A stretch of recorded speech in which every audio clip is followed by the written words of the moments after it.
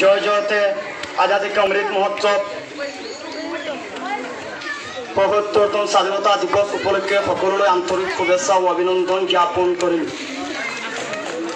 আপোনালোকৰ সমূহত মই জাকাৰিয়া আহমেদ ১০মান শ্ৰেণীৰ এগৰাকী ছাত্ৰ হওঁ।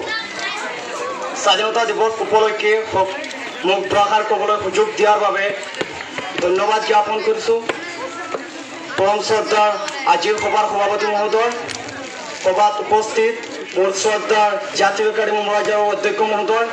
সভাত উপস্থিত মোৰ শ্ৰদ্ধাৰ আমাৰ বিদ্যালয়ৰ ভাইচ প্ৰিন্সিপাল জামালউদ্দিন ছাৰ, সভাত উপস্থিত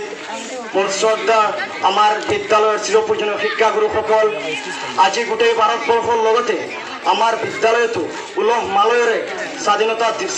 ৭৫তম স্বাধীনতা দিৱস উদযাপন কৰা হৈ আছে। আমি সকলোৱে জানো যে প্ৰায় ২০০ বছৰ ধৰি ব্ৰিটিছসকলে ভাৰতত ৰাজত্ব কৰি আমাৰ ভাৰতীয় মানুহৰ ওপৰত নানান ধৰণৰ অত্যাচাৰ চলাইছে আৰু এই অত্যাচাৰৰ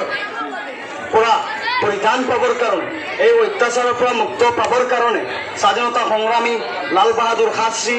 জৱাহৰলাল নেহেৰু, মংগল পাণ্ডে, মহাত্মা গান্ধী, APJ আব্দুল কালাম আজাদ আদি নেতাসকলে নিজৰ জীৱন তুচ্ছ জ্ঞান কৰি এই দেশৰ কাৰণে ব্ৰিটিছসকলৰ পৰা স্বাধীন পাবলৈ নিজৰ প্ৰাণ আহুতি দিছিল, যাৰ বাবে আমি আমাৰ ভাৰতবৰ্ষই প্ৰতি বছৰে ১৫ আগষ্ট দিনাখন স্বাধীনতা দিৱস হিচাপে পালন কৰা হয়। পুনৰ এই শ্বহীদ